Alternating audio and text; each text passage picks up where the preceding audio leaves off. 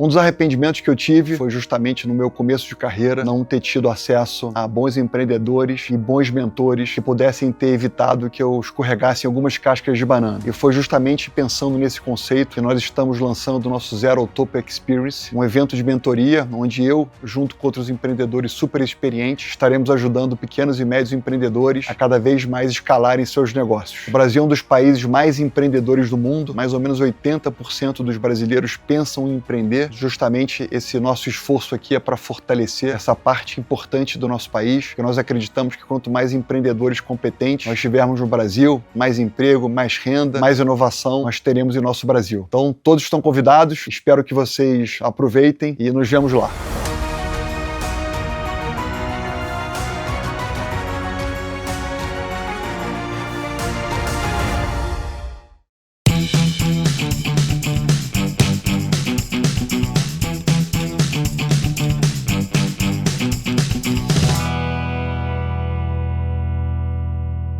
Vitor Scaletti, depois de alguns meses, acho que até anos, né? Tá de volta aqui no programa. Obrigado pela presença. Obrigado vocês pelo convite.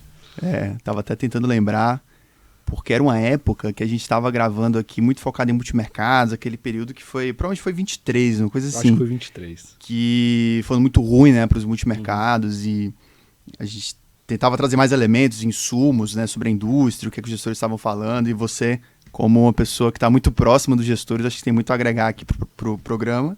Mas até assim, para quem não te conhece, conta aí para o nosso público aqui, quem é Vitor Scaletti, o que faz aqui na XP. Vamos lá, primeiro, obrigado de novo, obrigado a todos que estão ouvindo. Bom, eu sou economista de graduação, mestrado, trabalho no mercado financeiro desde 2009, geralmente por grande parte da minha carreira em departamentos econômicos, estagiário, economista júnior, pleno, etc., cobrindo Brasil, um pouco de Latam, um pouco de global ao longo do tempo.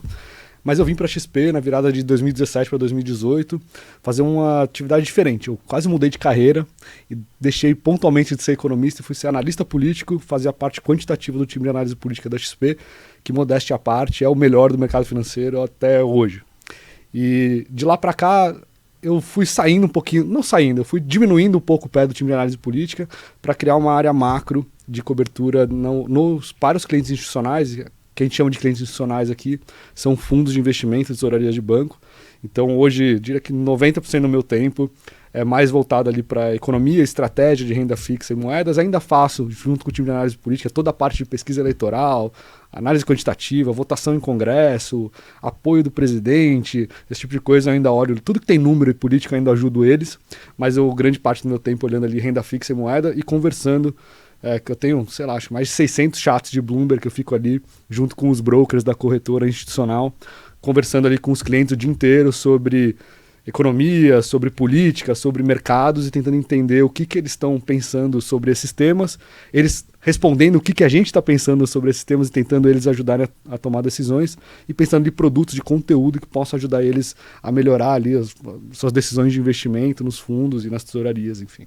Muito bom, também conhecer um pouco dos bastidores, da cozinha ali dos gestores e até eventualmente as besteiras que podem cometer, né? Óbvio que a gente não vai expor nomes aqui, mas trazer mais esses insights do dia a dia ali do lado das gestoras, né? Que em conjunto com as cartas aqui, hoje vai ser a temática, né? Falar dos multimercados, para quem está nos escutando e assistindo. Acho que só um comentário aqui, né? O Colasso não está participando hoje, né? Está em Roadshow, lá no Rio de Janeiro, inclusive. Chique ele. Você costuma viajar pelo Brasil, bastante, assim, para falar com os clientes? Para Brasil, para fora, a gente faz bastante coisa. Legal. Boa. Bom, então para começar aqui o nosso bate-papo, eu trouxe alguns slides, então, mostrando na tela aqui, Nando. O primeiro assunto, Vitor, que eu queria trazer aqui é um pouco do contexto de indústria. Então, os multimercados, eles sangraram, né, em termos de PL. Então, a gente costuma mostrar esse gráfico aqui da captação líquida a cada ano. Vimos um período muito rico desde 17, 18, 19 e 2020 principalmente, né, conforme o juro caiu. E aí, desde 22, essa sangria de captação. 2024 foi o pior ano, mas assim, 2025 está sendo ainda um ano bem negativo, né? Por mais que nesse ano a gente tem visto a melhora de retornos, né? Acho que as janelas de retorno dos fundos tem gerado um excesso sobre o CDI importante. Ainda se recuperando, né, em relação a 23, 24, mas níveis de retorno positivos e acima do CDI. Mas com juro a 15, acho que é muito difícil você manter e argumentar, né? Tem que investir no fundo tal, que tem vol, etc. Mas o que eu queria te perguntar, como que você notou nas conversas, no modo de operar, nas ideias, se é que mudou alguma coisa do lado das gestoras, esses níveis, né? Quando estava em períodos de bonança, patrimônios crescendo, versus os últimos 4 anos, né? Que é o nível de vacas magras, PL caindo. Teve alguma diferença assim, no modo de operar? Sem dúvida.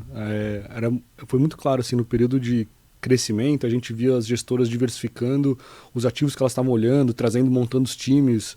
Os fundos brasileiros, historicamente, eles eram muito focados em Brasil, quiçá Latam, alguma coisa assim, fazer uma moeda ou outra de G10.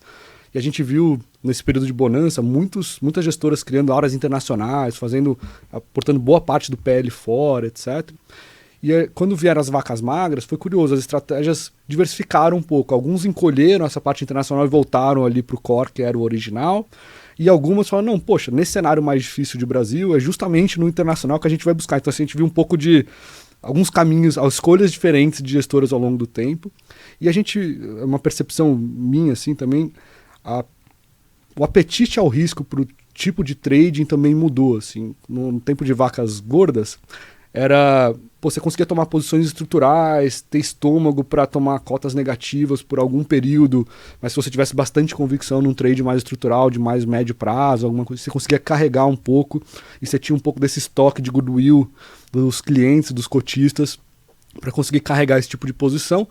E muitas das vezes deu dinheiro. Não estou falando se está certo ou está errado, mas a gente tinha essa condição de acontecer isso. O que a gente está vendo nos últimos 2, 3 anos é um encurtamento, talvez não no horizonte de investimento, não que o gestor não tenha essas convicções estruturais ou não tenha mais essas visões, mas talvez tenha menos disposição de conseguir carregar essas posições por mais tempo. Então a gente vê os gestores muito mais táticos.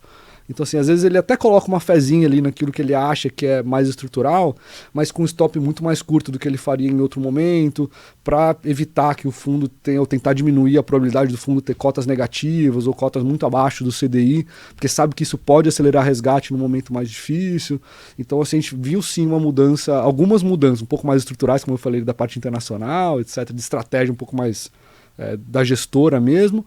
E dos próprios gestores ali individualmente, no dia a dia, a gente viu também um pouco de mudança assim, na percepção. Obviamente não é generalizado, não dá para falar para que todos os gestores fizeram isso, mas acho que na média, com alguma segurança, dá para fazer essa afirmação. Isso da internacionalização é curioso porque é relativamente recente, né? Uhum. Se a gente pensa antes de 2017, por exemplo, talvez fosse mais raro você ver primeiro uma equipe de economistas para cobrir cada país, Europa, leste europeu, enfim. E também dos gestores dedicados para operar esses mercados. Né? Acho que foi uma evolução quase que como se com o lucro das empresas, das gestoras aumentando, você tem capacidade de investir no seu próprio business e você vai lá, expande o seu time, óbvio que com um processo, uma filosofia, etc. E aí é o que você falou, tem alguns gestores que mantêm isso porque é uma fonte de alfa que você precisa dela, né? Porque o Brasilzão tem momentos que é difícil mesmo, né? Como a gente viu lá em 23, 24, poucos ganharam dinheiro com o mercado brasileiro, né? Se você fosse refém disso, digamos assim, seria pior ainda, né? Do que foi. Agora, um outro dado nessa de indústria é como que está a foto hoje, e aqui comentando rapidamente de quem são as maiores estratégias, né? Aqui é um levantamento que eu faço proprietário, porque eu tiro o que não é multimercado, o que é dupla contagem, ali, né? Exatamente, né? Eu deixo exatamente o que são as estratégias de multimercados. E a gente vê que tem hoje menos de 10 players com mais de 10 bilhões na estratégia multimercado. Aqui, se você somar os fundos de renda fixa, ativo, você pode crescer mais um pouco ou menos, mas é um quadro hoje que está muito diferente do que estava em 2022, 2023, né, quando ter mais de 20 bilhões era até comum para alguns casos. Né? Então, hoje, SPX é a maior delas, né, com 35,8 bi, depois vem Absolute, Capital Equineia Essas 4 são o grupo dos que tem mais de 20 bi. Depois o resto está aí abaixo, né? Mas com ainda o PL considerável, né? Itaú, Genoa, Banco do Brasil, Capstone. Mas acima de 5 bi, por exemplo, são 12, né? Então realmente é um quadro diferente, mas o que eu te fazer de pergunta nesse sentido é como que você julga a facilidade para operar e ganhar dinheiro, né? No limite, né? Com um patrimônio menor. Porque era um argumento que a gente escutava muito, né? Do tipo, o gestor está muito grande, o capacity prejudica a geração de alfa, etc. E agora um pouco de uma reversão desse movimento, que é um encolhimento das estratégias, os fundos estão mais leves, mas eu nunca soube quantificar, porque eu acho que talvez não seja uma ciência exata, né? Tem muita subjetividade, mas como que você avalia essa relação entre tamanho e alfa, né? Digamos assim. Justo, acho que até linka um pouco a discussão anterior que a gente fez, que eu diria que uma parte dessa expansão internacional que os fundos fizeram na parte de bonança, na época de bonança, veio um pouco disso, era para fugir um pouco do capacity, do problema de capacity de gerar alfa no mercado local. Então era uma boa estratégia para você continuar captando o recurso e conseguir gerar alfa nesse recurso, dado que você poderia acessar outros mercados. Então acho que isso ajudou um pouco. Agora, quando a gente vai para outro lado da moeda, que é onde a gente está hoje, Selic de 15, a concorrência da Selic é muito grande, produtos incentivados, etc., que é um problema para essa indústria, você falar com os gestores, todos eles reclamam, etc. Acho que talvez ser mais leve de uma forma ajuda nesse sentido, você não tem esse problema do capacity, mas o capacity é um problema bom para a gestora ter, né? Assim, então acho que se você chamar um gestor aqui e perguntar para ele qual problema ele prefere ter, ele certamente vai te responder que é o de capacity. Acho que deixa eles mais leves, deixa ele ter mais possibilidade de entrar e sair de trades, com duas ressalvas, tá? Depende do tamanho da estrutura do fundo. Aqui quando a gente fala de fundos mais de 4 bi, aqui mais ou menos pela sua tabela, 10 bi, isso não é tanto um problema, mas se você for para fundos que ficaram muito menores que isso, se você manter estruturas lá fora, que às vezes barateiam ou facilitam trade para algum tipo específico de coisa, depende do que você está atuando ali, ou deixam mais barato, ou mais ágil, ou com preço melhor, chega um certo tamanho de fundo que essa estrutura fica muito cara para o fundo e você tem que meio que fechar a estrutura, então isso pode gerar algum tipo de problema, tá? Então assim, é uma coisa que eu ficaria de olho, mas acho que no geral eles estão ali tentando, tá todo mundo nessa estratégia de tentar fazer o que sabe fazer bem e fazer melhor, e acho que estando mais leve, tem mais espaço para fazer isso, tirando essa ressalva de que se o seu fundo ficar muito pequeno, você pode ter esses problemas mais de operacionais, assim, tá? Mas é uma coisa que é mais pontual e acho que não vale para nenhum desses 15 que você colocou aqui na tabela. Não só operacional, mas também pagar o time, né? Porque... Também, tem muita questão de time também. Então, assim, tem algumas assets que encolheram bastante, que estão com times ali, assim... Você vê que são times que parecem desproporcionais ao AUM, né? Ao quanto de dinheiro tem sob gestão, mas acho que é um pouco na expectativa de que... Olha, assim, com Selic de 15, não está bem lá, o mercado inteiro está sofrendo.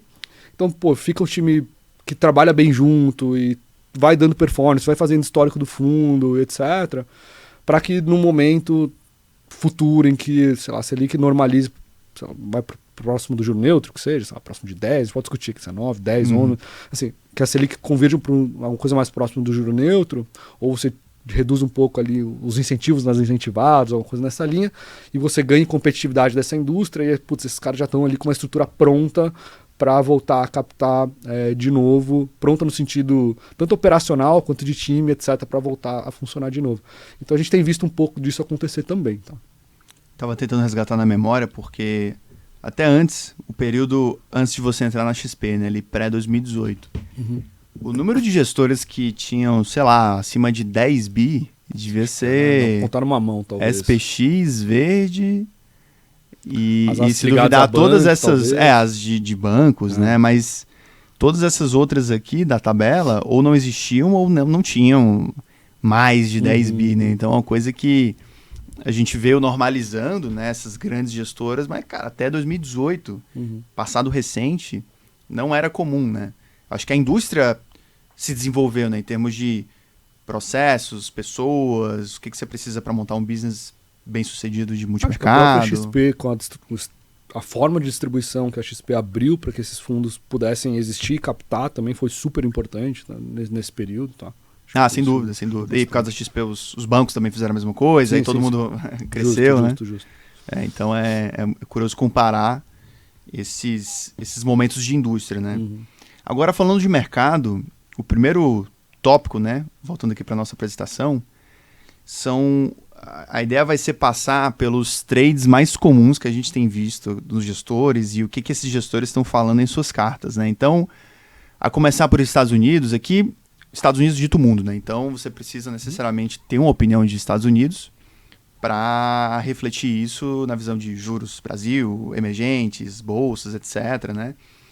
E se tratando da curva dos Estados Unidos, a gente vê talvez até algumas opiniões divergentes, né? Talvez o mais comum seja esperar o próximo corte, no início do ciclo de cortes pelo Fed, ainda esse ano, que é o que a ACE, por exemplo, coloca, né? Então, até parafraseando, dados do mercado de trabalho dos Estados Unidos, eles trouxeram os dados mais recentes, né? Que foram revisados.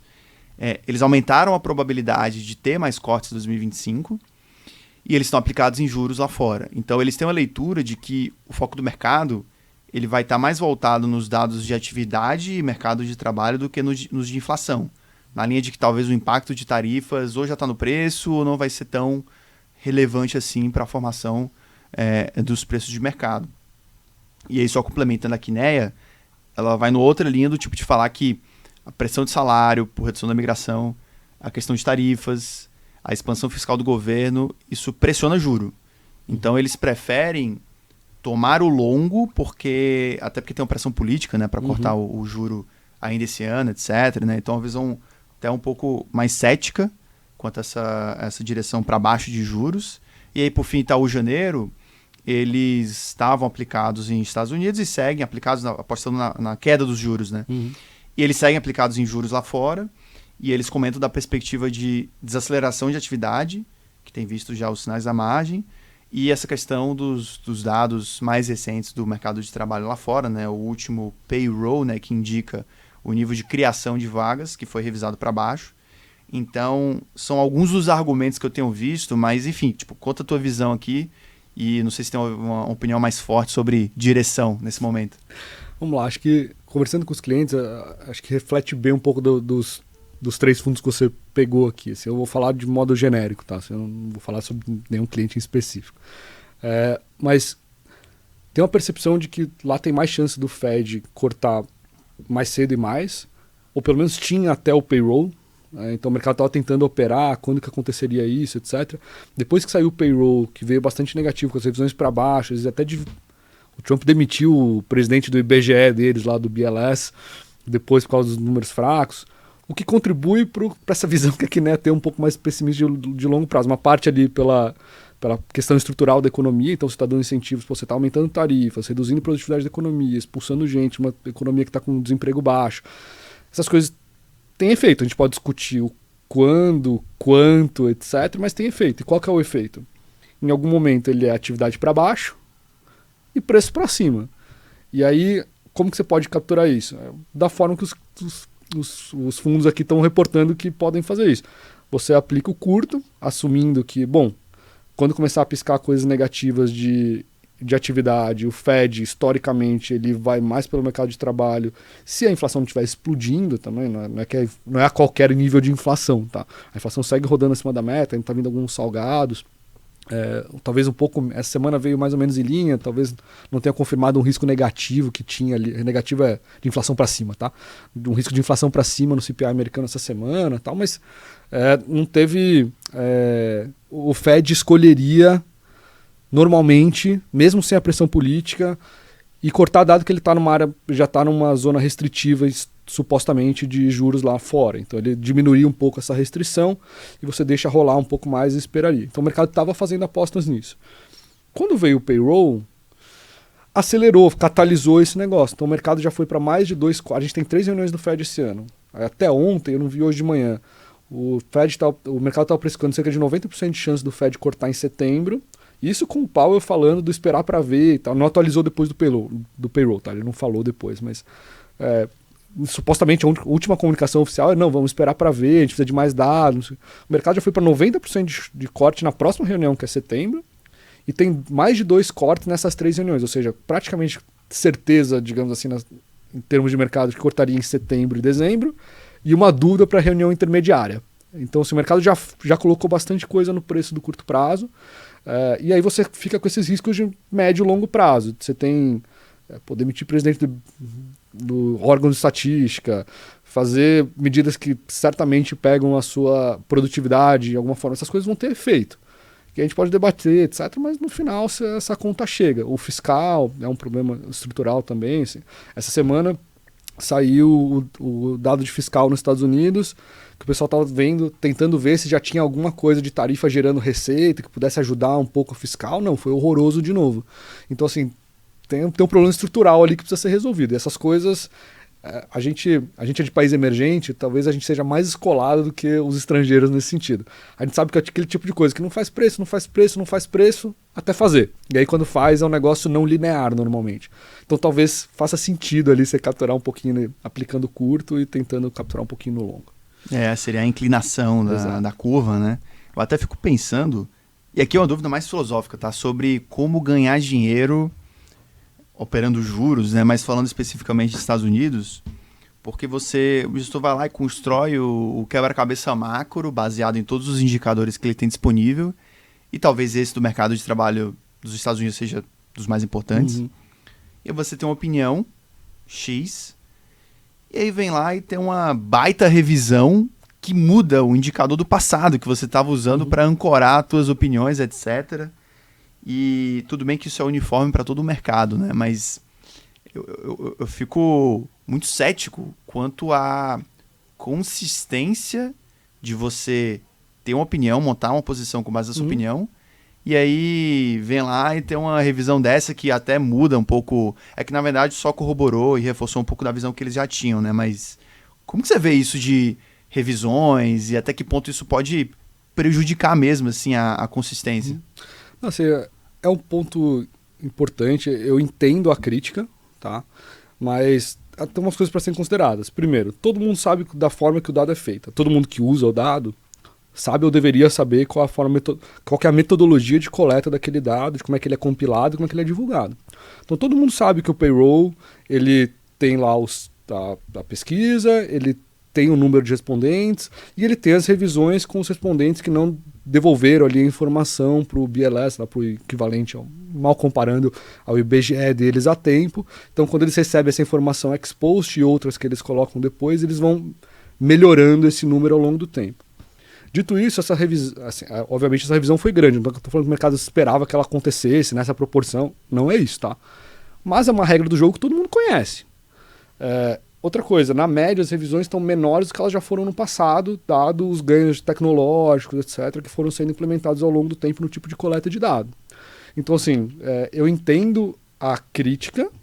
Obviamente não é legal você tomar decisão com base naquilo e o negócio mudar mais do que você imagina. Dito isso, você já sabia que podia mudar. Então, assim, não é que o gestor fala, olha, meu Deus, eles inventaram uma revisão do payroll só para me estragar aqui o meu trade. Não, você sabia que aquele dado poderia ser revisado dentro daquela metodologia de revisão que já existia. E assim, já existe há muitos anos. Tá? Então, assim, eu entendo um pouco da crítica. Eu acho que a crítica também ela é reverberada dentro das bolhas ali de informação. Então, quando a gente olha nos Estados Unidos, é muito claro, assim, né? E lá a imprensa é bastante dividida. Você pode argumentar sobre o Brasil, mas lá é muito mais claramente dividida, né? Entre um lado e outro. E assim, é muito evidente o tipo de argumento que você dá para a revisão. Não é uma discussão técnica sobre, isso aqui está dentro da metodologia, não está, foi além, teve algum técnico ali de coleta naquele mês que deu esse problema. Não é isso, né? Eles publicaram esse dado para atrapalhar o governo Trump. Assim, não... Aí você vai para uma discussão que, eu nem consigo entrar porque não me cabe, mas você entendeu? Assim, eu diria que os gestores que tomaram decisão com base nesse número sabiam que a regra do jogo é que podia vir uma revisão. Não estou falando que é bom, não estou falando que é legal quando a revisão vai contra o que você esperava. Ou, enfim, eu diria que na maioria até mais ganhou dinheiro do que perdeu com essa revisão. Mas não estou falando que é legal. Mas você já sabia que podia acontecer, né? Assim, a gente sabe, por exemplo, que uma vez por ano o payroll também tem uma revisão mais ampliada, com mais dados que eles colocam, eles revisam para trás no último ano, mudam os fatores sazonais. Você sabe que isso vai acontecer todo ano, no mesmo mês, da mesma forma. Aí você vai chegar naquele mês e falar, não, fui muito surpreendido. O mercado tenta estimar qual é a revisão do payroll. Ex-ante, os bancos americanos ficam há meses tentando estimar qual que é a revisão. Então assim, você vai falar, não, putz, fui surpreendido, teve uma revisão naquele mês. Assim, você pode ficar surpreendido pela intensidade e tal, mas você sabia que ia acontecer, né? Ou que podia acontecer. Não, boa, faz sentido, me convenceu. Desculpa ser o chato aqui na mesa e falar, pô, calma lá, pessoal. Mas é um pouco do nosso papel. Mas agora, para ganhar dinheiro efetivamente, eu estava até tentando lembrar aqui dos momentos em que, sei lá, os juros nos Estados Unidos foi uma atribuição importante, né? Que é basicamente 2022. Porque como é um mercado talvez mais arbitrado, ou pelo menos que os mais players operam, né, do mundo todo, existe o argumento de que é mais difícil de você ganhar dinheiro relevante lá nos Estados Unidos, né? Mas é mais uma reflexão do tipo, talvez é nos momentos específicos de grandes choques e desequilíbrios macro, como foi na Covid, que você possa gerar uma oportunidade, e aí quem tiver competência suficiente vai capturar essa oportunidade, né? Você concorda com essa opinião? Porque, assim, condições normais, é que nunca está condições normais de temperatura e pressão, né? Mas na maior parte do tempo não tem grandes deslocamentos, grandes trades para ganhar dinheiro, pelo menos nos Estados Unidos. Ou não teve por um período muito grande, né? De 2008 até a pandemia, acho que foi um momento de vol baixo, etc. De novo, eu entendo o argumento, mas eu não sei se eu concordo, tá? Assim, se você estiver num ambiente de vol muito baixo e você tiver convicção de que vai ter algum movimento ainda que pequeno para um lado ou para o outro, você ajusta isso no tamanho da posição. É um problema para a tua área de risco, você tem que calcular direitinho. 2008 ensinou para gente que uma distribuição normal nem sempre serve para tudo. Mas sim, são coisas controláveis que você consegue fazer. Aliás, faz parte do dia a dia dos gestores das áreas de risco dos fundos controlarem. Então, assim, eu não sei se... talvez te gere mais oportunidade no sentido de você encontrar mais trades, dado que você espera que os movimentos sejam mais largos. Então, assim, putz, você tem mais coisas mudando na economia, então você consegue encontrar mais trades para fazer. Mas eu não sei se pelo tamanho da posição, acho que isso você corrige ali no quantos pairs do teu fundo você vai fazer, quando você vai colocar naquela posição, para quando você está buscando de alfa, qual que é o teu stop. Isso a gente consegue ajustar no tamanho da posição, tá? Então eu não sei se eu concordo, acho que concordo menos pelo tamanho e mais pela... Dado que tem essa mudança maior de cenários, ou pelo menos... a imprevisibilidade, né? E você tem mais oportunidades de pensar diferente do que os outros, dado que o espectro de possibilidades é maior. E aí você poderia ganhar mais dinheiro. Justo. Não, boa. Então eu concordo parcialmente, pode ser? Faz sentido.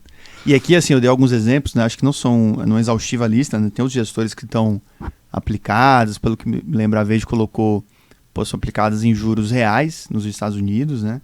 Mas, enfim, isso é um mercado que todo mundo necessariamente olha, né? E acompanha.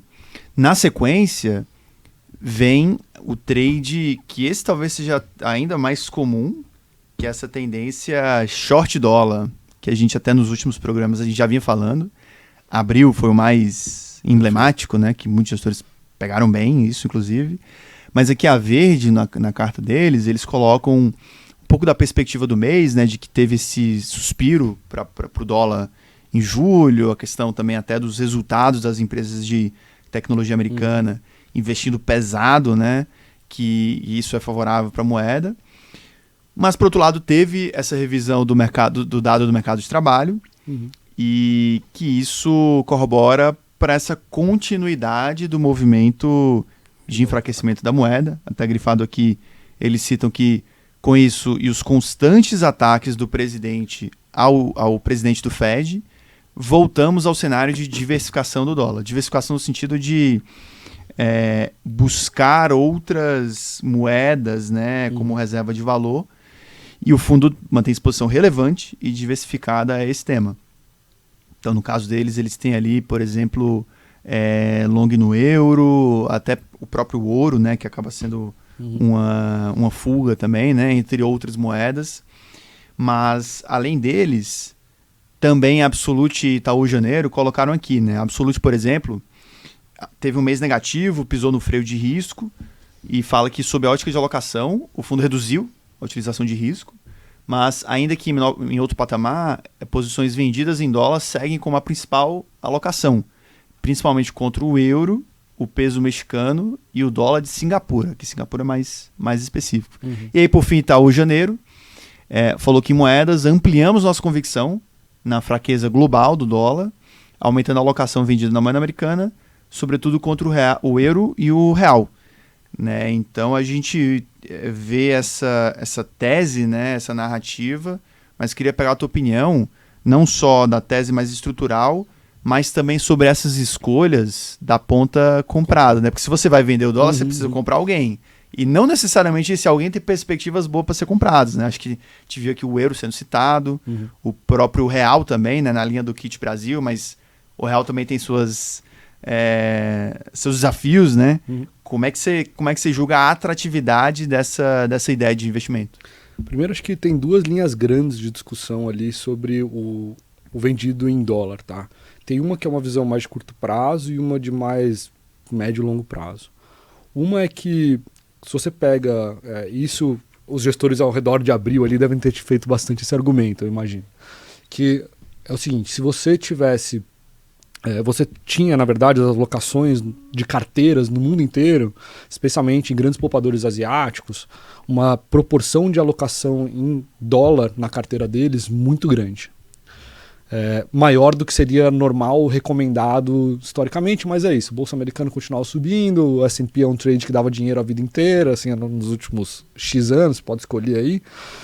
Aí você tinha todo investimento de tech, que é concentrado em grande parte ali em empresas americanas. Então você tinha ali toda uma discussão de alocação muito forte em ativos em dólar. Não é nem no dólar como moeda, mas em ativos dolarizados, certo? O dólar também estava pagando juros, finalmente, porque depois de 2008 também era um problema. Enfim, aí agora você tinha tudo, né? Você tinha a economia real indo forte, você tinha as empresas indo super bem, nos setores que estavam no setor inovador da economia, gerando investimentos e retornos, e você tinha uma moeda que começou a pagar juros. Tudo bem, comparando com um país emergente como a gente, que está pagando 15%, mas estava pagando juros. Então, você tinha contra o juro negativo no Japão, contra o juro baixo. Então, você tinha ali alguma atratividade para o dólar, e o dólar foi fortalecendo. Só que chegou uma hora que aí, entre o governo Trump, começa a fazer guerra comercial numa proporção que as pessoas não imaginavam, coloca pressão sobre o presidente do Banco Central, que a gente sabe onde isso acaba. A gente acaba em inflação. Assim, se a instituição não resistir, isso acaba em inflação. Você vai colocar um presidente do Fed que vai ser mais dovish do que deveria ser, ele vai cortar mais juros do que precisa ser, vai gerar inflação em algum momento do tempo. A gente pode discutir quando, quanto, a intensidade, mas as setinhas, os vetores, a gente sabe para que lado estão. Né? Assim, e no final, o câmbio também reage a um diferencial de inflação no longo prazo. Então você tem uma história ali que você falou, poxa, peraí, eu estou mega dolarizado aqui na minha carteira de investimentos dos alocadores globais. Poxa, como é que eu coloco aqui uma oportunidade, como é que eu diminuo um pouco disso? Não é zerar o dólar, não é vender e sair, não é no desespero. Mas depois, como é que você reduz marginalmente essa alocação? Se você imaginar que esse é um negócio de curto prazo, porque o Trump está fazendo ruído, mas ou ele vai moderar o discurso em algum momento, ou sei lá, se você acreditar que nas midterm elections no ano que vem, para a Câmara, ele vai perder a maioria e com isso ele perde uma boa parte ali do que ele poderia efetivamente de fazer. Assim, seja qual for a tua tese, se achar que é um negócio mais de curto prazo, você pode falar, bom, eu vou fazer esse trade agora, diminuir um pouco a minha posição e já foi. Ou pelo menos boa parte desse momento já foi, tá? Você tirou o dinheiro de ativos em dólares, mas ele já foi para outros mercados, a gente vai discutir disso em algum momento, imagino, já foi para outros mercados, esse movimento já foi, eu estou acabando. Tá? Até porque o próprio índice, ao longo da janela do ano, teve dos piores na ponta do dólar, né? Piores inícios de ano em anos. Né? Exatamente. Que também era um objetivo do Trump, vale a pena dizer, né? Ele tinha na cabeça que o dólar tinha que desvalorizar, também era um objetivo dele ali colocado pelo menos como promessa, tá? Para ganhar competitividade e tal. A segunda linha de argumento é se você achar que tudo isso aqui não é temporário, é um negócio muito mais estrutural. Não, olha, os alocadores perceberam que realmente essa alocação em dólar aqui parecia demais, os Estados Unidos entrou numa nova tendência seja com Trump, mesmo que você perder nos midterm elections, né? Putz, é um negócio mais estrutural, essa redução vai continuar acontecendo de forma que você não consegue fazer, porque nenhum mercado no mundo tem capacidade, o mundo inteiro não tem capacidade para absorver toda essa alocação que tem nos Estados Unidos, então não é que dá para você tirar e ir para outro lugar também do dia para a noite, Mas, putz, a Europa tem mais capacity que emergentes. Então você coloca, vai um caminhão de dinheiro para a Europa. Mas vai um caminhão de dinheiro para emergentes também. Relativamente vai menos para emergentes, mas dado o tamanho dos emergentes, é bastante dinheiro para eles. E se você acha que isso é um pouco mais estrutural, isso pode durar mais tempo. Tá? E aí, assim, se você acha que esse tipo de ruído do Trump ele é o novo normal nos Estados Unidos, então vocês têm pelo menos mais 3 anos e meio do Trump, então assim, você tem um horizonte um pouco mais longo disso acontecer, você acha que na margem vai ter esse comprador marginal para euro, para emergentes, etc. Que acho que é um pouco a cabeça de uma parte relevante aqui dos clientes que eu converso, tá? Tipo, olha, você tem aqui tanto uma história de juros ajudando esse trade, que é tipo, olha, no curto prazo, a gente acabou de falar, né? Faz sentido mais aplicar juros curtos nos Estados Unidos que tomar.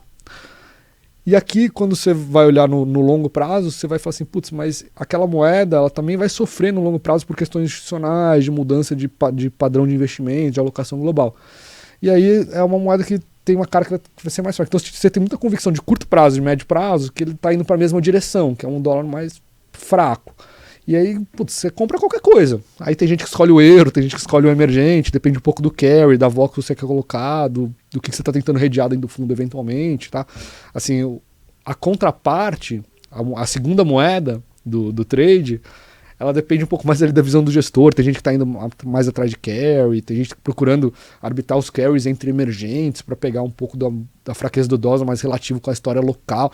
Aí cada um meio que coloca dentro do fundo já da forma que quiser, mas o trade dólar fraco me parece bastante difundido. Assim. Desculpa te dar mas assim, o carry, por exemplo, é pegar R$1 que paga juro de 15, ou então... Até vi umas ideias mais exóticas, digamos assim, como Turquia e até Egito.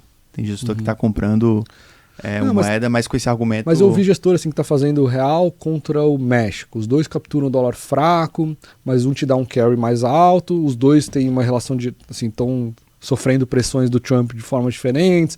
E aí o cara tentando capturar alguma coisa. Acho que o carry está pagando mais do que o risco relativo. Então assim, você tem ali formas diferentes de capturar esse trade, mas no fim é o dólar fraco dando source de recurso para todas as outras moedas do mundo. Eu acho que isso está meio dado. Agora, reversão no curto prazo. Um último contra-argumento para tudo isso que a gente está falando. Pega o euro. O euro é comum, né? Aqui, por exemplo, Itaú Janeiro, estou euro, Absolute, Verde. Tem mais uma galera que escolheu o euro, né? Como você falou, a Europa acaba sendo um destino pelo tamanho do mercado de capitais lá da região. Só que o juro lá já caiu, tá mais baixo dos Estados Unidos.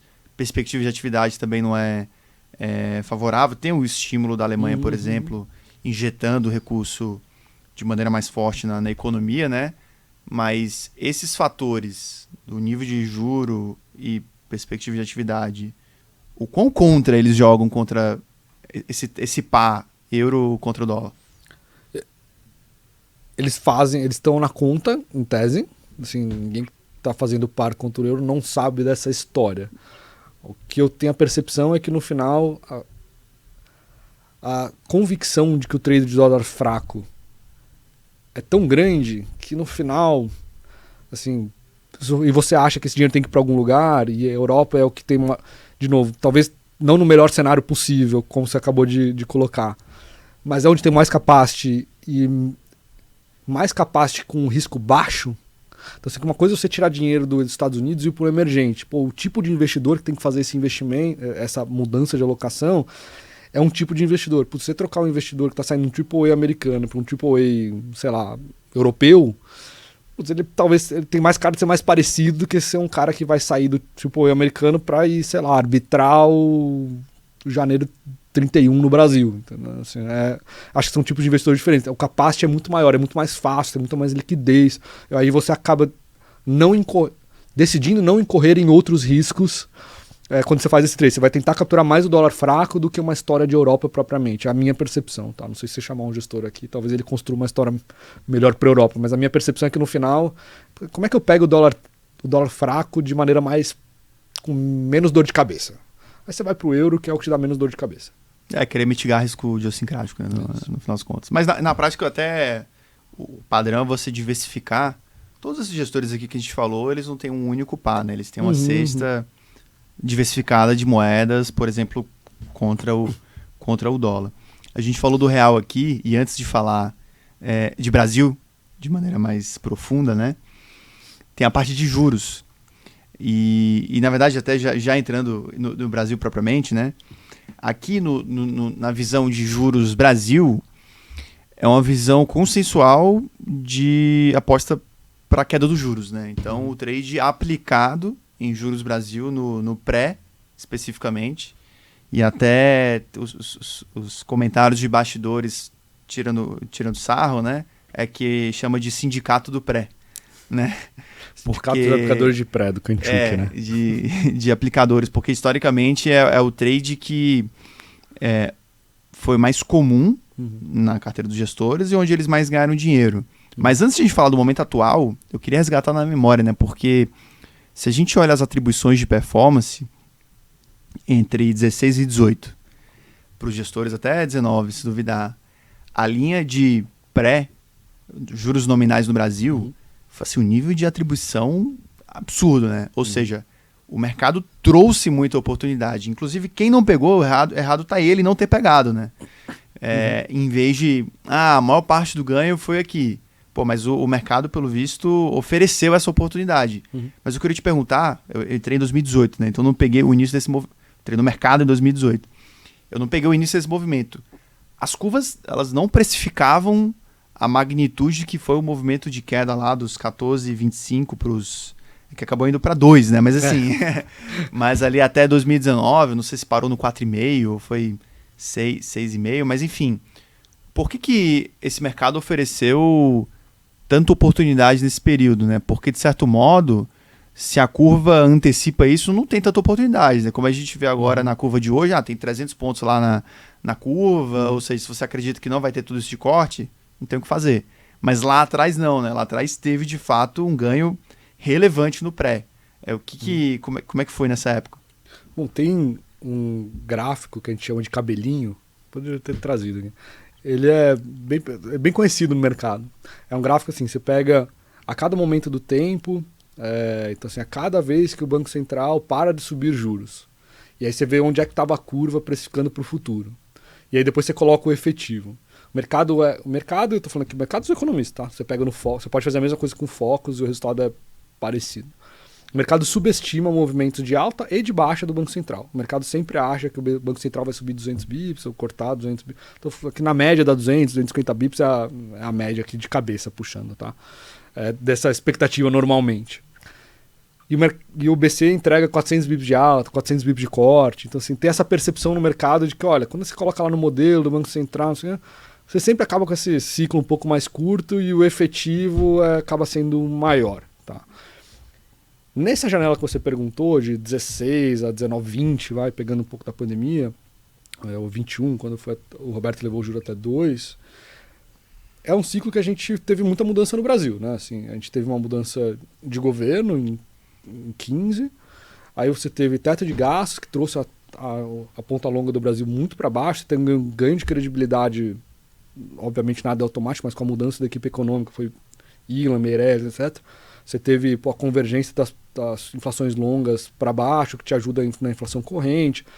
E aí você teve o período do Ilan, que brinca que ele é o único banco central hawkish que não subiu juros, né? Mas que manteve lá o juro parado bastante tempo, a gente cortou. E você capturou um pouco desses ganhos que estavam vindo da economia. Então assim, você tinha um pouco de low hanging fruit ali, mas não é low hanging fruit, né? A gente estava numa situação bastante complicada. Estou falando que foi fácil de fazer, tá? Mas a gente teve esse benefício. E depois, assim, da última pernada, que foi para o juro de 2, isso aí foi pandemia, outro planeta, outras coisas acontecendo que obviamente eram imprevisíveis em qualquer cenário. E a reação do Banco Central na época foi, olha, na dúvida, sai cortando qualquer coisa, a gente sobe de volta. E o Banco Central ex-post é muito criticado por isso, mas na época eu lembro, assim, tinha uma demanda enorme do mercado. Cara, faz infinito. E depois a gente vê o que faz, porque você não sabia qual era o tamanho do fundo do poço, você não sabia qual era o tamanho do estímulo fiscal, você estava fazendo política num ambiente sem precedentes, de fato, assim, né? Então tinha muita incerteza, tá? Mas a gente conseguiu levar. Dessa vez, e acho que é um pouco da tua pergunta aqui, fazendo a regra de 3 por passado, dessa vez vai ser diferente ou não? A gente é sempre difícil falar se dessa vez vai ser diferente ou não. Em tese, a resposta costuma ser não, né? E o mercado está apostando nisso, tá? Assim, há poucas semanas atrás, se a gente estivesse conversando, o mercado estava com cortes começando ali em janeiro, talvez no primeiro tri do ano que vem, precificando uma coisa próxima de 200, 220, 240 bips de ciclo de corte. Bastou mais um IPCA mais fraco, uma safra de dados de atividade mais fracas, locais, aqui pouca coisa a ver com o externo, tá? O dado de crédito finalmente mostrando mais clareza da aceleração em algumas linhas mais ligadas à taxa de juros direto, etc.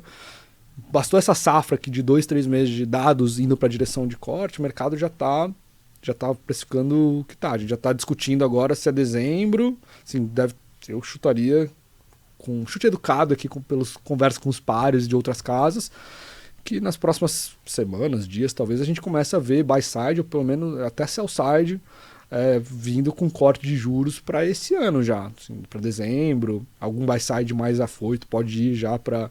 A reunião é novembro, acho que é novembro, para reunião intermediária ali. Então, assim, acho que vai ter uma discussão importante sobre isso nesse final de ano, se os dados continuarem na direção onde estão. Mas, de novo, acho que essa discussão é muito mais doméstica do que externa, ainda que seja o cenário internacional, é o câmbio que está ajudando por causa do dólar fraco, o dólar se enfraquece contra todas as moedas, inclusive o real. Então, é o câmbio vindo para 5,40, de 6 para 5,40, 6 e pouco no final do ano passado para 5,40 agora. As commodities estão preço ok, assim, não estão desabando, não estão explodindo. Então, assim, commodities meio paradas, algumas até caindo, com o câmbio apreciando. A gente está pegando isso e com a inflação brasileira muito inercial, está passando isso relativamente rápido para serviços, núcleos, etc., que tem dado a impressão que a inflação desse ano está mais tranquila. Dito isso, vou usar a frase do Alexandre Maluf, que é o nosso economista de inflação, que a semana que teve o IPCA saiu 10 bips para baixo, a gente revisou a inflação para 4,8 esse ano, e a gente estava brincando, né? Putz, deu tudo certo, né? O câmbio veio muito mais apreciado do que todo mundo imaginava, a atividade finalmente começou, depois de 2 anos e meio da gente revisando a atividade só para cima, começou a dar sinais de que está começando a desacelerar. Assim, tudo que poderia ajudar esse ano, carnes que era para ter explodido não explodiu, assim, coisas específicas, energia, né? Tudo que poderia dar certo deu, que a nossa inflação é 4,8, a meta é 3, o teto da meta é 4,5. Então, assim, não é que a inflação está baixa, ela está baixa para padrões históricos brasileiros e bem abaixo do que todo mundo esperava, que era 6%, 6 e baixo, há poucos meses atrás para esse ano. Então, assim, você tem a conjunção de fatores está indo na direção correta. Mas é isso, vai ter pressão sobre o Banco Central para cortar juros? Acho que já começou, e acho que ela, pelos dados, está ficando cada vez mais intensa. Hoje a gente teve queda da vendas do varejo 3% ano contra ano. Assim, eu preciso olhar até na série histórica, assim, não lembro quanto teve queda de 3% ano contra ano, tirando pandemia. Assim. É gigantesco. Assim, o número foi bem pior que o esperado pelo mercado, revisão de juros de PIB para baixo. E tudo isso vai no sentido de aplicar pré no Brasil. Tá? E aplicar pré na coluna aqui de política monetária. No horizonte de política monetária. A gente não está discutindo, a gente pode discutir, tá? Mas a gente está discutindo aqui tanto a eleição, não está discutindo o externo. Assim, olha, vamos capturar que a Selic de 15 está muito alta. Agora, putz, já passamos dos 220 bips para o quê? 300 e pouco? Historicamente, o ciclo é uns 400 bips, mais ou menos, 450 e tal. Pode ser que vá um pouco mais? Quando eu converso com os meus clientes, que são esse pessoal que não só esses 9, se você essa sua um resumo, outros, né? Podia ser resumo, muito maior. Né? Sim, podia sim, ser, sim. Acho que está todo mundo nesse trade, tá, de aplicar pré. E na margem o pessoal tem aumentado posição, tá? Pelo que eu tenho conversado com os clientes, e o que a gente vê lá, a gente afere tanto pela cota dos fundos, a gente faz um estudo econométrico, né? E olha, eles têm aumentado posição. E quando a gente olha também posicionamento ali com dados da B3 e tal, eles também têm aumentado posição. Esse pessoal já está nesse. Já foi para esse trade. Então, assim, quando eu ouço, o pessoal está esperando, quando o BC para de subir, o mercado começa a aumentar a precificação de corte. Ele parou de subir, estava 200 e pouco. Ato contínuo é aumentar e antecipar. A gente está nessa fase do ciclo. Então, acho que o risco hoje é a gente aumentar o número de cortes na curva, ou seja, passar desses 300 e pouco, sei lá, para 400 bips, uma coisa assim no ciclo de corte, e discutir com maior probabilidade uma antecipação, dado se o cenário externo continuar ajudando o pré aqui no Brasil e a atividade e inflação aqui continuarem com esse vetorzinho, ainda que não no vetor que a gente gostaria, na intensidade, não tá claro, vai cortar direitinho, mas tá dando a chance, tá indo na direção que o mercado quer, então não vejo muita reversão no curto prazo, não. Uma continha de padeiro aqui, se você acha que pode ter espaço para 400 pontos base de corte, na curva tem 300, você vai lá e monta uma posição de 5 patrimônios no horizonte de 1 ano, eu não sei se isso aconteceria em 1 ano, mas aí se isso de fato acontecer, materializar essa diferença, você ganha lá 5% na cota do fundo, né? Seria mais ou menos isso a lógica como o gestor pensa, né? E tem só um ponto nessa lógica que se você vai no modelo do Banco Central, coloca as hipóteses de atividade e inflação que você tem, e assim, com as hipóteses do Banco Central de juro neutro, etc., que o mercado discute bastante e tal, o modelo dele, de verdade, só daria para cortar juros, assim, com algum benefício na virada do primeiro com o segundo tri. E não daria 400 bips. Mas, se você olhar a divergência entre mercado e economistas, isso é normal que aconteça nessa parte do ciclo. Tá? O mercado vai muito antes dos economistas e ao longo do tempo, ainda mais quando você está com a economia muito contracionista, muito estimulativa, se a gente estivesse na outra ponta, os dados eles costumam ter alguma coisa de não linearidade e eles começam a vir pior do que os economistas esperam, ou melhor nesse caso. Então é meio chato falar, né? Mas é atividade mais fraca e inflação mais baixa nesse curto prazo, nesse momento que a gente está com a economia muito aquecida. Isso acaba fazendo o mercado antecipar os economistas e os economistas nesse cenário, normalmente, em média, os economistas acabam fazendo catch-up para o mercado depois, tá? Então a gente está nesse momento que os economistas estão falando que não dá para fazer tudo isso, então você fala com os economistas, todo mundo hawkish, no sentido assim, vis-a-vis a curva, tá? Mas você fala com os gestores, está todo mundo aplicado. Então, assim, tem uma briga interna em todas as casas. Está todo mundo brigando, os economistas com os gestores. Todo mundo é afirmação forte, mas uma grande parte dos gestores estão brigando com os economistas. Então, o economista lá falando, não dá, tem que ser mais para frente, tem essa dificuldade, não sei o quê. E o gestor, tá bom, mas aplica o juro aqui, tá tudo bem. Até citando o grupo aqui que a gente colocou na tela, né? Então, é o grupo de ACE, Absolute, Capstone, Ibiúna, JGP, Capitalo, Kinea, Legacy, SPX e muitos outros, como você comentou, né? Que é só um resumo dos que colocaram, né, nas cartas e relatórios gerenciais esse posicionamento no pré, mas de fato, né, um trade que pode vir a ser uma contribuição importante porque tem um risco também importante alocado e talvez até em julho foi uma das fontes de perda dos fundos, né? Julho foi um mês negativo, né, para a maioria dos fundos macro. E esse posicionamento no Kit Brasil, né, que é o apostar na queda dos juros, comprar moeda e comprar bolsa, isso andou negativamente, né? Então isso prejudicou os fundos macro, mas e aí até na ponta do real, eu não sei se você tem visto também esse posicionamento comum comprando, né? Porque o real ele tem seus desafios em termos de balança comercial, de pagamentos e até o risco institucional também, né, de Brasil. Como que você julga esse posicionamento na moeda, que vai lendo do capítulo anterior, né, que a gente comentou da tendência de enfraquecimento do dólar? Quando você escolhe o real, tem o argumento do juro, etc. Mas como é que você julga a parte negativa, né, os riscos para esse trade comprado em real contra dólar? Vamos lá, acho que a gente deu um peso bastante grande aqui para o que os gestores locais estão fazendo, mas eles não têm sido os maiores players nos mercados locais mais, assim, até porque a indústria encolheu bastante, como a gente mostrou, e eu contei toda aquela história de mudança de alocação global, de saindo de dólar e indo para outros países, e isso funcionou com o Brasil. A gente recebeu muito dinheiro no primeiro tri, mas era mais os gringos voltando ali daquela estopada do final do ano passado, que foi meio desastroso para todo mundo, para locais e gringos, etc.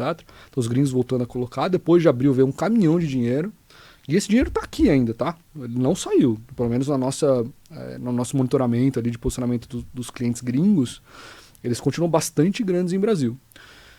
Dito isso, o gringo historicamente, assim, a gente tinha a cabeça que o gringo vinha na ponta longa, compra NTNF, aquela coisa.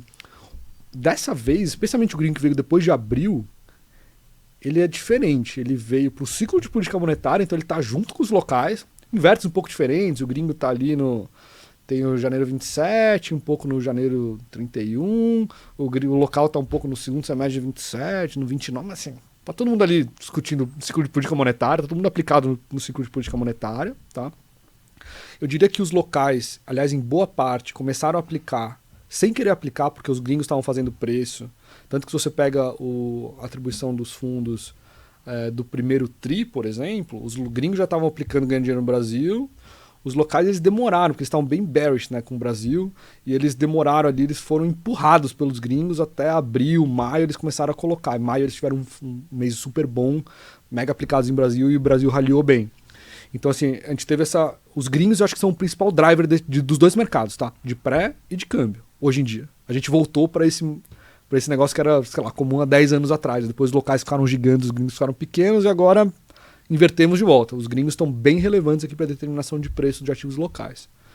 Dito isso, riscos, né? Assim, obviamente existem, a gente pode discutir eles, mas o que eu tenho visto? Que os locais, primeiro, eles têm diminuído um pouco a posição de câmbio em real nas últimas 2 semanas. Um pouco porque o nível do real, putz, uns 5,40 já é bem menos legal do que uns 5,70. Então, assim, a percepção... eu não vejo ninguém vendido no real, tá? Porque você ficar vendido em real é... Custoso.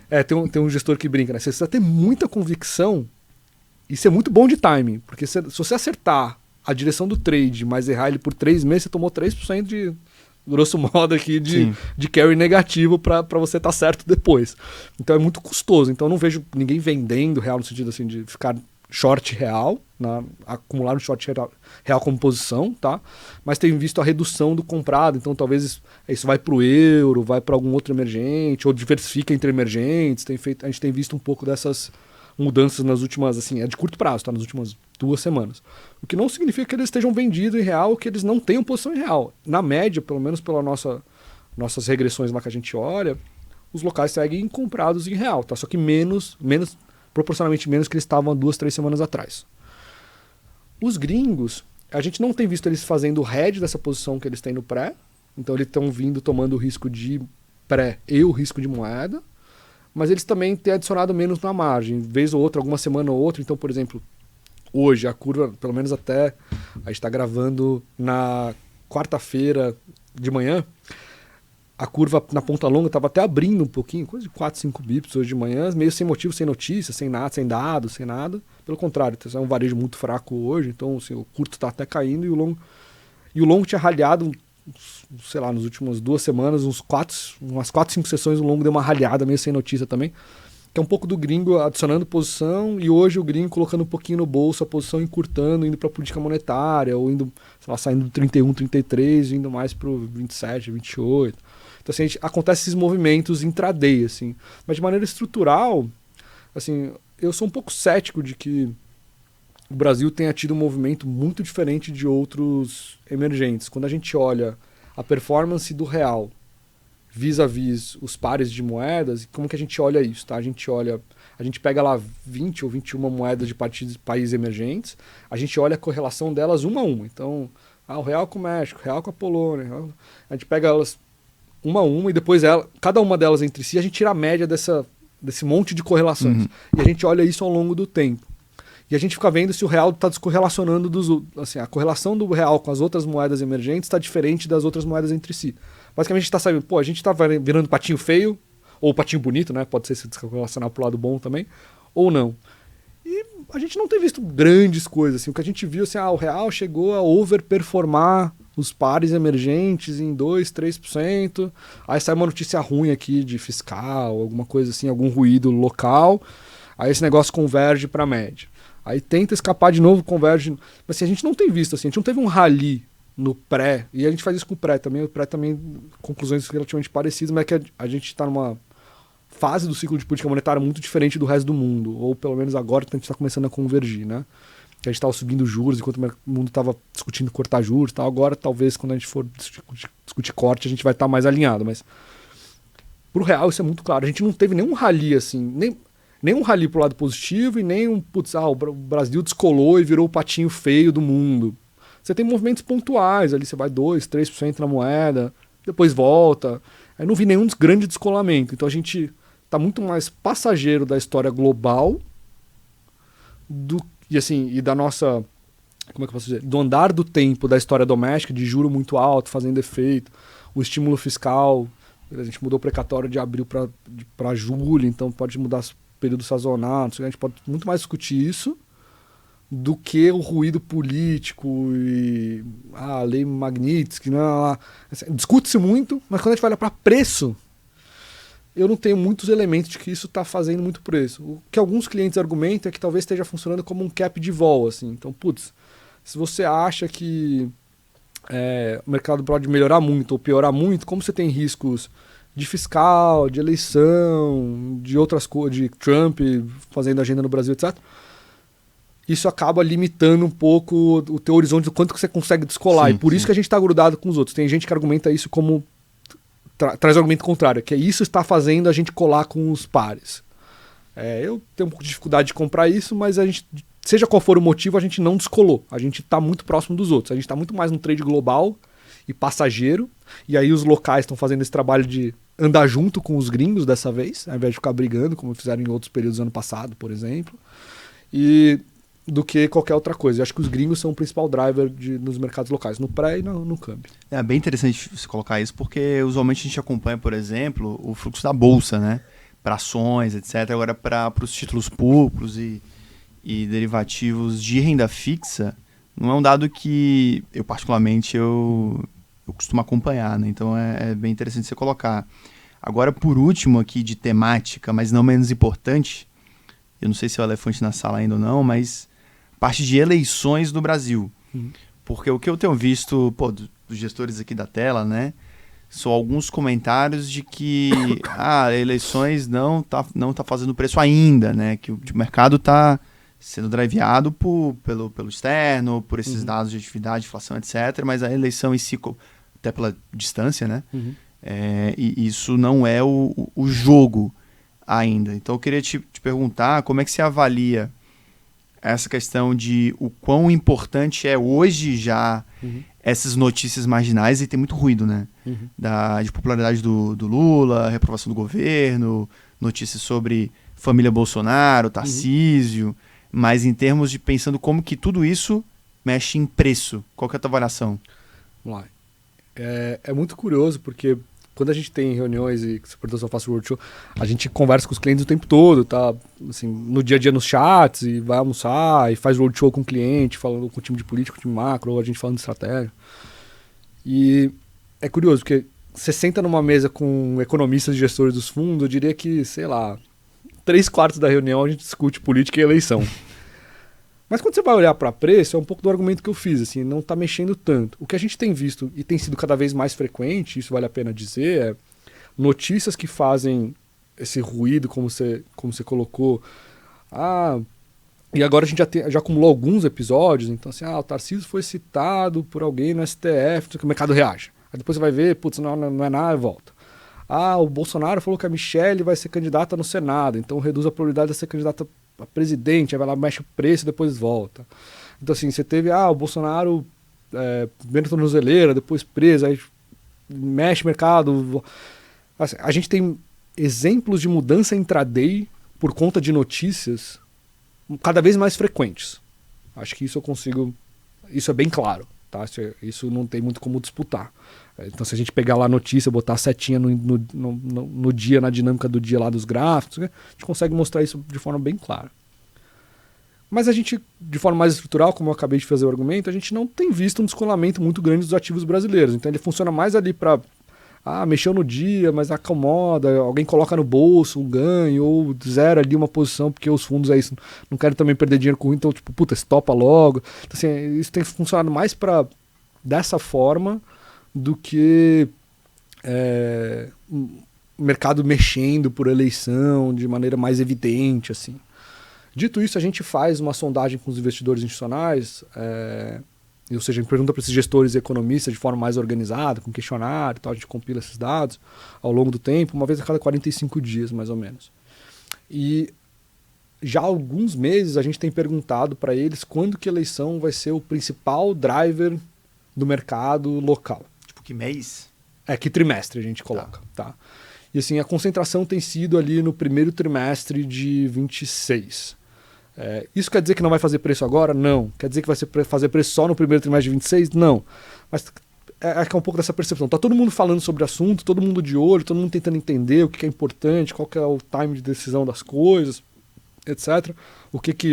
Qual o número que a gente deve prestar atenção, qual que é ruído, qual que é a informação que é importante, qual que não é. Tá todo mundo discutindo muito, mas com essa percepção de que, como em outros ciclos, isso começa a fazer preço mais no ano que vem propriamente. Eu lembro que eu soltei o mesmo relatório em 18 e depois em 22 atualizado, e eu provavelmente vou fazer o mesmo em 26, pegando volatilidade dos ativos ao longo do tempo, retorno dos ativos, aí eu olho o pessoal de bolsa acho que já até fez aqui, o pessoal do Ferreira, do Research, a gente olha câmbio, não sei o quê, e a gente olha, qual que é o momento que gera mais volatilidade, e a conclusão... Desculpa, mas só um momento que medir vol é um indicador do nível de imprevisibilidade e incerteza do mercado, e aí você consegue onde que está fazendo mais preço esse assunto. Perfeito. É onde a volatilidade dos ativos aumenta. Perfeito, justamente.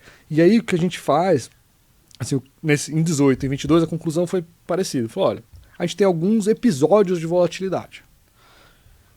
Normalmente eles se concentram ao redor de abril, porque 6 meses antes da eleição, que é outubro, os candidatos que estão hoje sentados em algum cargo executivo, eles precisam sair do mandato para estarem aptos a disputar outros cargos, a não ser que seja reeleição, que aí você pode disputar sentado, mas todos os outros precisam sair do mandato, desincompatibilizar, é o nome técnico da política ali, para poder disputar.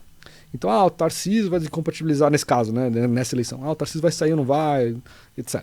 Então, assim, isso é abril. Então, normalmente, passou abril, ali o comecinho de abril, que é essa data, você tem um bom cheiro de quais são os candidatos que estão colocados para disputa.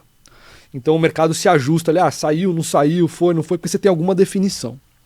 Aí a volatilidade cai. Aí ela volta a subir lá para julho e agosto, que é quando você tem as convenções partidárias que fecham, aí tá resolvido. Quem foi para pro ticket, quem não foi, etc. Né, quem foi para a urna, quem não foi. E também é quando, historicamente, as pesquisas presidenciais começam a mexer por causa de eleição. Porque não é que as pesquisas não mexam daqui até julho, tá? Elas vão mexer. A única certeza que eu tenho é isso. As coisas mexem ao longo do tempo. Assim, em 2021, nessa época do ano, a gente estava discutindo terceira via, era Luciano Huck, Helena Trajano, porque a rejeição a Lula e Bolsonaro, o mercado tinha certeza absoluta que a rejeição aos dois levaria a uma eleição de uma terceira via, assim. Essa era a discussão nessa época do ano, em 2021. Então, assim, só para te dar o grau de como as coisas devem mudar daqui até... Mas, historicamente, as pesquisas começam a mexer mais, a balançar mais, porque o eleitorado fica mais ativado lá para julho e agosto. Aí você pode fazer o argumento, dessa vez o pessoal está muito mais ativado. A gente tem evidência nesse sentido que é verdade. Em 22 também foi verdade, foi um pouco antes. Então, assim, esse negócio pode mexer um pouco, mas você tem episódios de volta. Tá? E depende muito também se o mercado acha que a eleição é binária.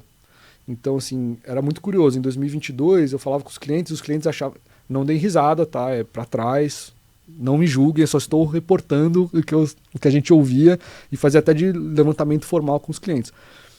O mercado achava que Lula e Bolsonaro eram relativamente parecidos em termos de política fiscal, que era populista. Não estou julgando mérito, se está certo ou está errado, ou se a avaliação estava certa ou está errado, e o que aconteceu está certo ou errado, tá? Assim, a avaliação era, vai ser meio parecido, então a volatilidade era meio baixa pelo motivo ruim, porque eu achava que os dois candidatos eram igualmente populistas pro lado fiscal, que era o que o mercado estava preocupado. Tá? Para essa eleição, a grande dúvida quer dizer, não sei se tem muita dúvida, você vai ter um candidato mais populista com menos populista, porque a eleição fica binária e a probabilidade de eleição muda muito e os preços de ativos balançam mais. Tá com mais cara que a gente vai para uma eleição que vai ter mais a cara de talvez 2018, 2014 do que foi uma eleição de 2022. Voo alta. Pensando aqui para mercado, tá, de volatilidade mais alta. Dito isso, tem muito tempo, muita água para rolar daqui até lá. Tá? Tem muita coisa que pode mudar. Então, assim, tomar muito cuidado. Eu não vejo nenhum cliente tomando posições estruturais por conta de eleição. Aí talvez em equities, ali, porque tem uma coisa pontual. O mercado de equities é uma coisa um pouco diferente do mercado de macro. Falando de gestores de macro e economistas falando, Assim, tem muita gente com muitas convicções, que eu fico olhando, pô, é o tipo de cenário que se alguém tem muita convicção, tá, parece mal informado, assim. Mas tem gente com convicção, então, mas você vai ver, mas você tá estruturalmente, no fundo, não, ninguém tá estruturalmente nada, porque tá naquele cenário dos fundos sofrendo, stops curtos, posições técnicas, aplicadas em coisas de curto prazo, não tô vendo ninguém fazer posições estruturais por causa de eleição. Isso reflete um pouco nos preços, tá? Então acho que a gente tá um pouco nessa dinâmica que precisa de mais tempo. O tempo tá passando, né? A gente já tá em agosto. Então, assim, eu tô falando isso talvez desde, sei lá, abril. Então, assim, tá ganhando corpo a discussão, mas acho que tá demorando cada vez mais. Acho que cada vez mais. A gente tá andando no tempo e ele precisa passar esse tempo pro mercado conseguir digerir isso e operar a eleição propriamente. Acho que é uma coisa mais pro ano que vem do que para no curto prazo. Não, boa. Muito bom, Vitor Scaletti. Acho que com isso a gente encerra aqui a nossa temática do mês. E aí passo agora para momento dica cultural.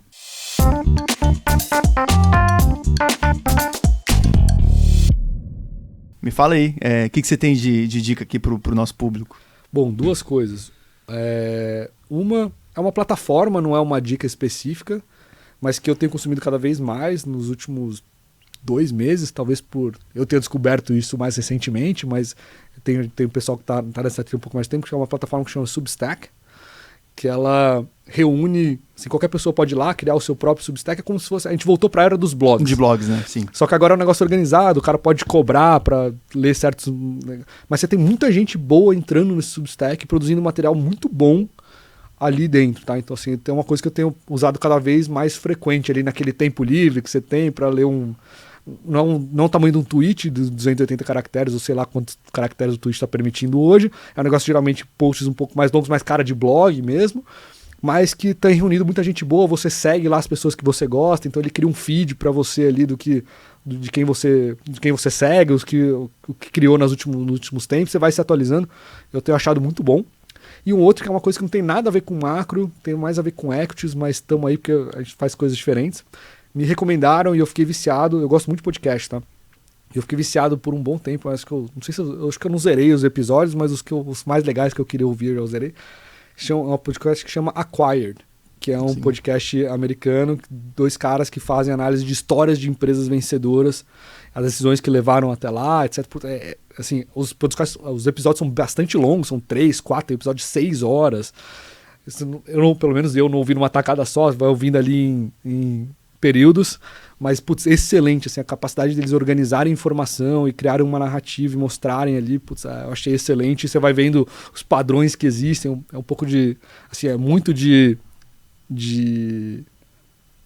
capacidade técnica e boas decisões, mas um pouco de sorte, um pouco de timing que deu certo. Você vai vendo que existem alguns padrões ali nas empresas que tiveram sucesso na história do mundo. Isso são muito legais, assim, de setores de tecnologia, empresas de luxo, empresas de imóveis, umas coisas muito diferentes, assim. Achei bem, bem legal para abrir a cabeça também. Muito bom o Acquire. Eu tinha pegado essa dica, mas eu não comecei essa jornada aí de escutar. É uma boa. Agora o Substack me parece que é uma coisa que a gente está inundado de informação hoje, né, no mundo digital, etc. E é um jogo de você caçar as informações boas, né? Então, uma plataforma como essa, você encontra esses formadores de opinião, que são pessoas extremamente... que criam conteúdos extremamente bons, e você tem acesso àquilo, você descobriu aí recente, né? Então, pensa em todo mundo que está escutando aqui, que poderia também ter esse mesmo acesso, basta ouvir uma dica como essa, né? Então, poxa, acho muito bom essa também. A minha, assim, não é um conteúdo tão bom quanto, né, em termos de site, etc. A minha dica, até tô precisando originar mais ideias estamos todo mês aqui falando a dica, né, mas eu consumo muito filme, né, então eu acho que gosto também de dar dicas de filmes, mas não necessariamente de filme, e sim de diretores de bons filmes, né, porque na prática, quando você vê uma boa obra, geralmente tem uma mente pensante por trás que as obras desse cara tendem a ser muito boas também, né? Tem um cara que ele é diferentão, né? Chama Yorgos Lanthimos. Ele é grego, ele fez... Um dos filmes mais recentes aí foi Pobres Criaturas, né? Que não sei se estava na premiação do Oscar, mas teve outro também da Rainha que ganhou. A Rainha, eu acho o nome do filme. Mas enfim, tem filmes... O Lagosta, que é outro filme dele bem diferente, de ficção, mas que tem uma pegada de crítica social, humor ácido, mas enfim, fica a minha dica aqui. o diretor Yorgos Lanthimos. Todos os filmes que ele já fez, pode conferir lá. Então, pessoal, por hoje é só. Nosso programa. Fiquem ligados no YouTube, as principais plataformas de podcast. E, bom, até o próximo mês. Tchau.